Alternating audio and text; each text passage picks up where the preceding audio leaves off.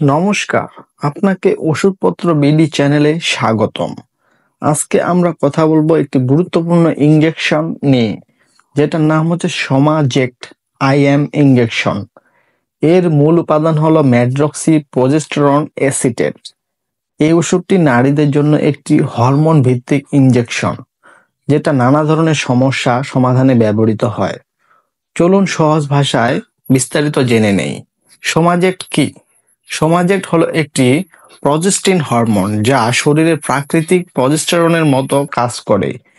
এই ইনজেকশনটি সাধারণত পেশিতে প্রয়োগ করা হয়, অর্থাৎ হাতে বা পেছনের দিকের পেশিতে ইনজেকশন দেওয়া হয়। ব্যবহার: এই ইনজেকশনটি সাধারণত নিম্নোক্ত সমস্যাগুলোর জন্য ব্যবহৃত হয়।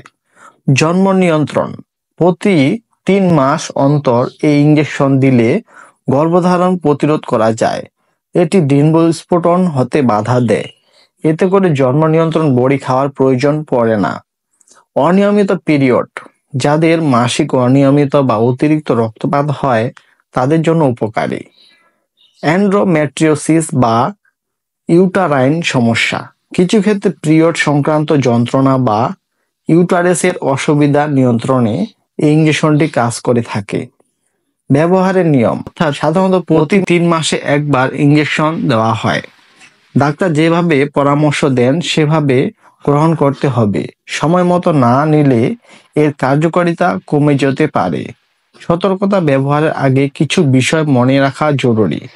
গর্ভবতী বা স্তন্যদানকারী মা হলে আগে ডাক্তারের পরামর্শ নিতে হবে। ডায়াবেটিস, উচ্চ রক্তচাপ বা হৃদরোগ থাকলে সাবধানতা অবলম্বন করা উচিত। লম্বা সময় ব্যবহার করলে হাড় পাতলা হওয়া অথবা বোন ডেনসিটি কমে যাওয়ার সম্ভাবনা থাকে।